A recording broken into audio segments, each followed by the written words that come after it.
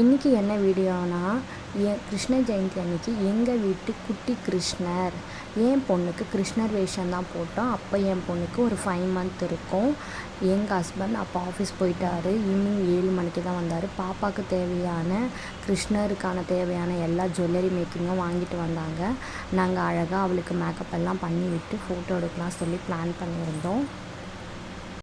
ஆனால் அவள் ரொம்ப அழுதுகிட்டே இருந்தா. சரி எப்படியோ ஒரு வழியாக 2-3 ஃபோட்டோஸ் மட்டும் எடுத்துக்கலாம் அப்படின்னு சொல்லி நாங்கள் எடுத்துட்டோம்.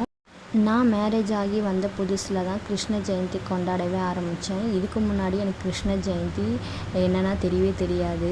எங்கள் அத்தை தான் எனக்கு சொல்லி கொடுத்தாங்க. பச்சரிசி மாவில் வெளியே இருந்து கால் உள்ளே கொண்டு போகணும் அப்படின்னு சொல்லிட்டு, அதுக்கு என்னென்ன தேவை அப்படின்றது எல்லாமே அவங்க தான் எனக்கு சொல்லி கொடுத்தாங்க. இந்த இயர் நான் குட்டி பாப்பா வச்சுக்கிறதுனால என்னால் வீட்டில் எதுவுமே செய்ய முடியல. எல்லாமே கடையிலேருந்தே வாங்கிட்டு வந்துட்டேன் நான். 2 இயர்ஸாக எனக்கு பேபி இல்லை. எல்லோரும் வந்து கேட்பாங்க, ஏன் இன்னும் குழந்த பெற்றுக்கல அப்படின்னு சொல்லிட்டு. ரொம்ப கஷ்டமாக இருக்கும். அந்த மாதிரி நிறைய பேர் இன்னமும் கேட்டுட்டு தான் இருக்காங்க. ஏன் தான் அப்படி கேட்குறாங்கன்னே தெரியல. கண்டிப்பாக பிறக்கும், நமக்கான இது கண்டிப்பாக நம்மளுக்கு கிடைக்கும். அப்படி எங்களுக்கு வந்தவங்க தான் குட்டி ராதை, எங்கள் பாப்பா சிவானி. அவளுடைய கால் வச்சு தான் நான் வெளியே இருந்து உள்ள வரைக்கும் கொண்டு வந்தேன். கிருஷ்ணருக்கு நான் என்னென்ன படைச்சேன்னு பார்த்தீங்கன்னா, முறுக்கு, சீடை, எள்ளுருண்டை, அப்புறம் அவல் பாயாசம், நெய் அப்படின்னு எல்லாம் ஒரு 17 வகையானது நான் படைத்தேன். அது என்னென்னு உங்களுக்கு அப்புறமா நான் வீடியோ பண்ணுறேன். இவங்க தான் என்னுடைய குட்டி கிருஷ்ணர்.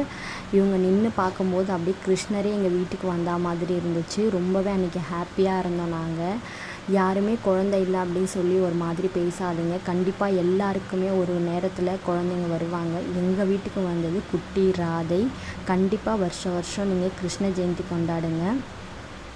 உங்கள் வீட்டுக்கும் இதே மாதிரி ஒரு குட்டி ராதை அல்லது கிருஷ்ணர் வருவாங்க. இதுதான் எங்கள் வீட்டோடைய குட்டி கிருஷ்ணர்.